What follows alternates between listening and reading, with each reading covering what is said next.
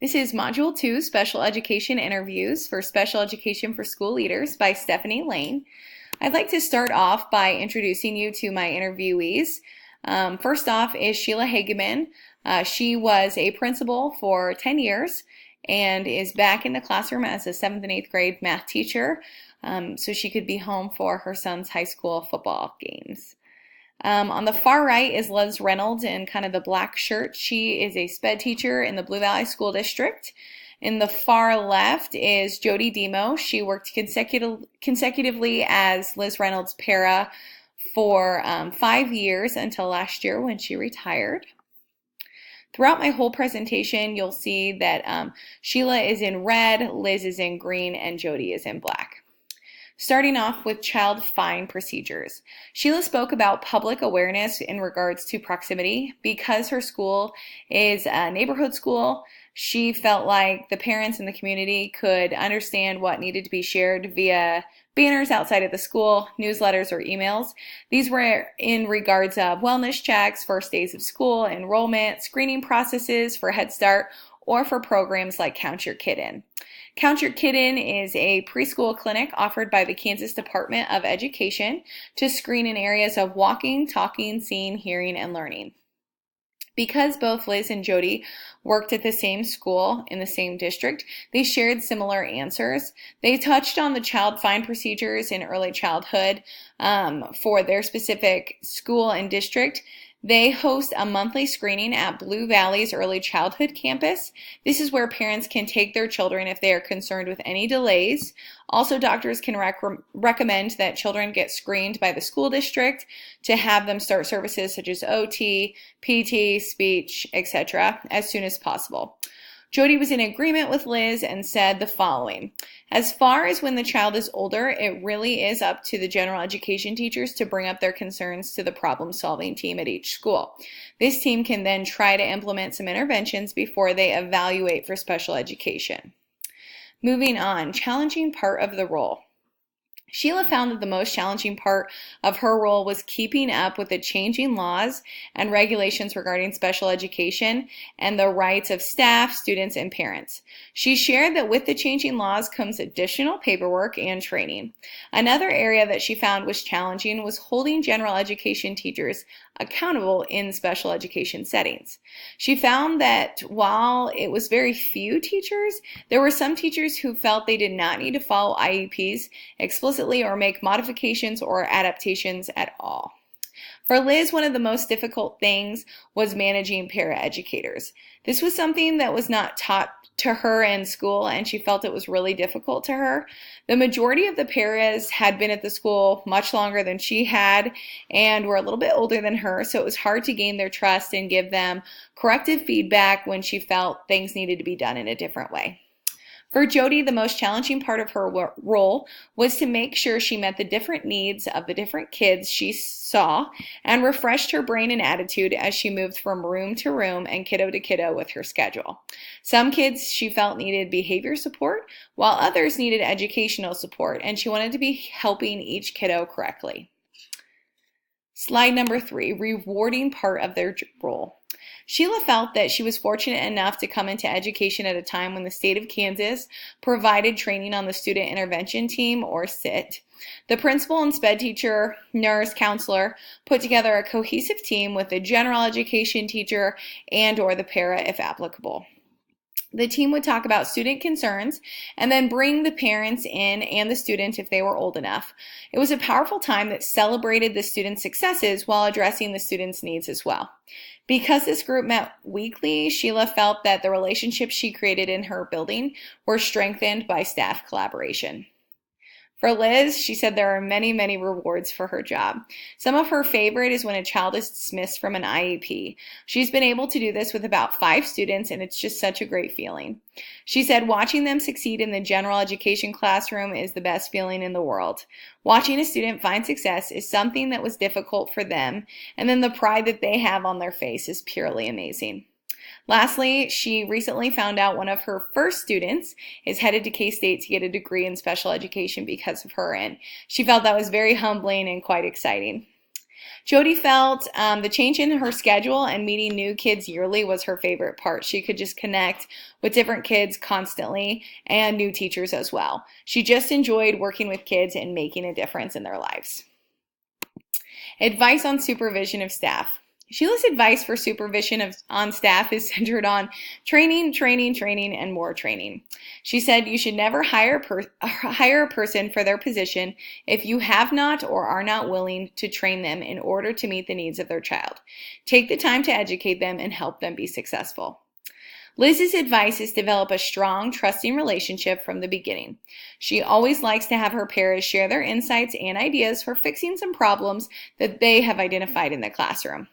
When they have part ownership in a plan, they are more likely to carry on with fidelity. It is so important to hear them out and make them feel important in their students' daily plan. They need to feel appreciated from both the special education teachers and the general education teachers.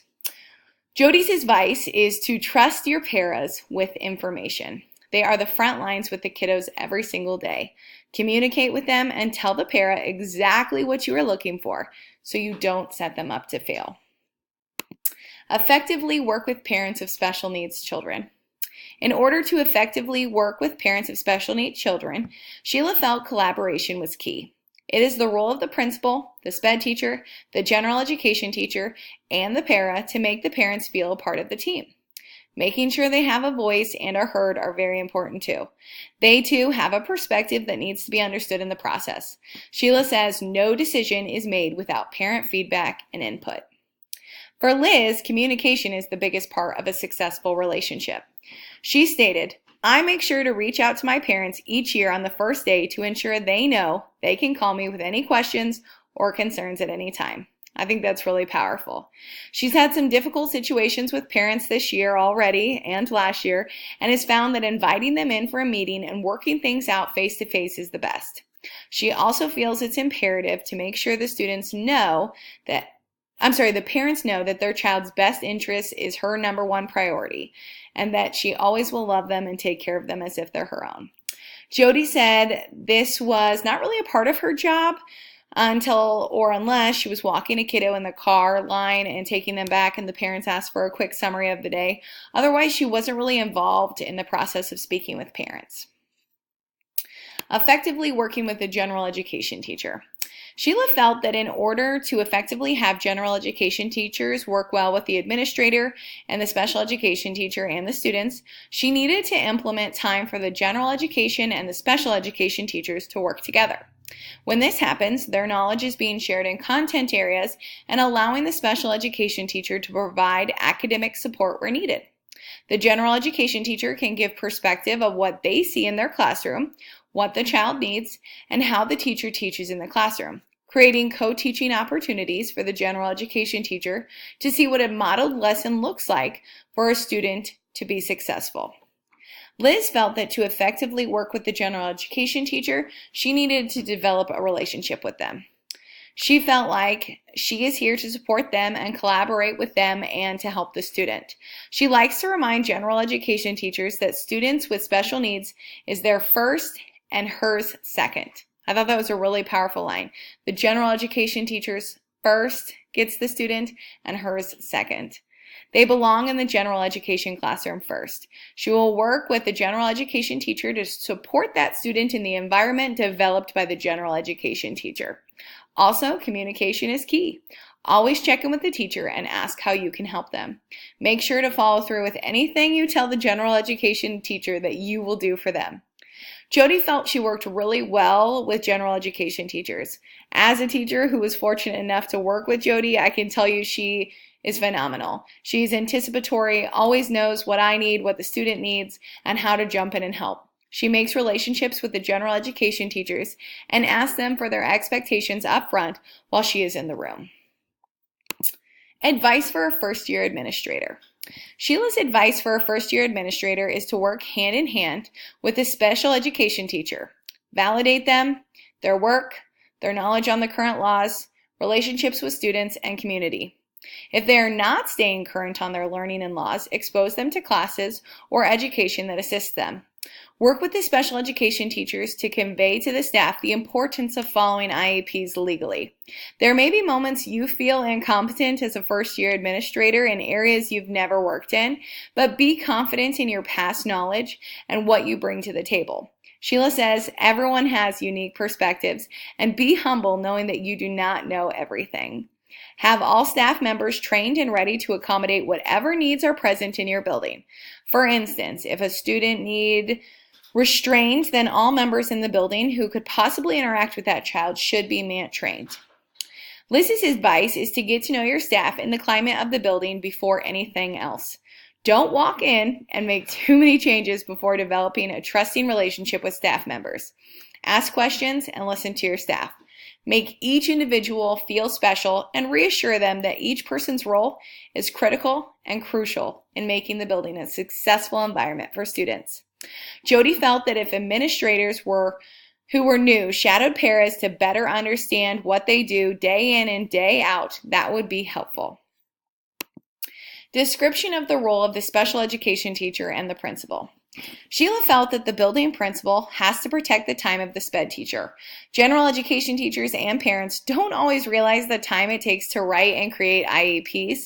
They need some time set aside each day to not only work with kids, work with teachers, and mentor paras, but to also work on all of their paperwork. Special education teachers also need to keep it open both directions. We want our general education teachers to learn from our special education teachers, but we also need our SPED teachers to learn from our general education teachers. Teachers and paras have a lot that they can share, so be ready to learn. For Liz, as far as the description of the role of the principal and the special education teacher, Liz said that she feels like she's been lucky enough to work with two principals who have always supported her in special education. It is critical, she believes, that the building principals support the special education staff. Having an open and trusting relationship with the principal is crucial. Jody said the special education teacher and the principal should have a strong partnership where they both have each other's backs. Characteristics and inspiring administrators with regards to special education. Sheila said the characteristics she is seeking in inspiring administrators with regards to special education would be someone who is strong, caring, and a team player. She would like them to be able to see when you need more support from the district, need to see when a meeting should end, need to be able to identify and rectify a hostile or emotional situation, and know if one arises that it might be time to take a break from that meeting. You cannot run a building alone. It takes a village. Always assess, are we making progress? Is this successful? What could we do differently? What did we do right? Or what did we do wrong? Liz felt this question could be summed up in 4 simple words: be inclusive, be caring, be trusting, and be collaborative. Jody shared that administrators should worry about being a true leader and not a friend. If you are a strong leader, then people will come to you regarding professional and even personal matters, knowing they can trust you and receive insight from you without being their friend. Reflection and evaluation. I really enjoyed this process. Not only did it allow me to connect with past coworkers whose opinions and perspectives I value highly, but it also allowed me the opportunity to understand 3 different perspectives of people who I've worked with on a daily basis. It seems to me they all value their jobs and have a passion for what they do. However, independently, each person holds a unique perspective based on their role and the time they've spent in education. For instance, Sheila, the principal, who has been in education the longest, often referenced the big picture, all staff, parents, and community and students, in more of a developed, well-thought-out answer. Liz, the SPED teacher, focused primarily on students and paras, while Jody, the paraprofessional, focused on the smaller picture and her priority of students. Projections. Immediately when completing this project, I gathered all 3 members felt the importance of understanding the special education world. Reflecting on myself, I know I do not currently have enough knowledge on the topic to supervise special education teacher as well as offer insight or support for paras. For me, I would like to take more classes and increase my presence in the SPED world in order to learn more. I think when I do step into the role of an administrator, I would like to use Jody's advice and shadow different teachers and paraprofessionals to understand their schedule better on a day-to-day basis. Thank you so much for watching.